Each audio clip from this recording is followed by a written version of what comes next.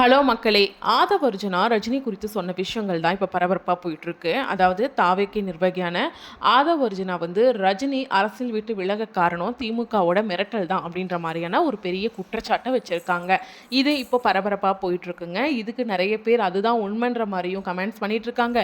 சில பேர் வந்து இது உண்மை இல்ல அப்படின்ற மாரியும் கமெண்ட் சொல்லிட்டு இருக்காங்க. ஆனா சம்மந்தப்பட்ட ஆளான ரஜினிகாந்த் என்ன சொல்லியிருக்காரு அப்படின்னா, "காலம் பேசாது, ஆனா நின்னு பதில் சொல்லும்" அப்படின்ற மாரி சொல்லியிருக்காரு. ரஜினிகாந்த் அவர்கள் இப்படி ஒரு ரிப்ளை குடுத்ததும், தாவேக்கா நிர்வாகி ஆதவ் அர்ஜுனா வந்துட்டு மன்னிப்பு கேட்டுட்டாரு.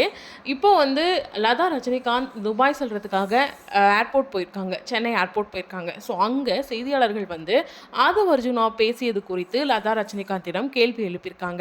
அதுக்கு லதா ரஜினிகாந்த் என்ன சொல்லியிருக்காங்க அப்படின்னா, ரஜினிகாந்த் அவர்களே அப்படிலாம் ஒண்ணும் இல்ல. திமுக எதுவும் மிரட்டல. திமுக மிரட்டுனதுனால ரஜினிகாந்த் அவர்கள் வந்து அரசியல் விட்டு விலகல. இது குறித்தான பதிலும் அவரே சொல்லிட்டாரு.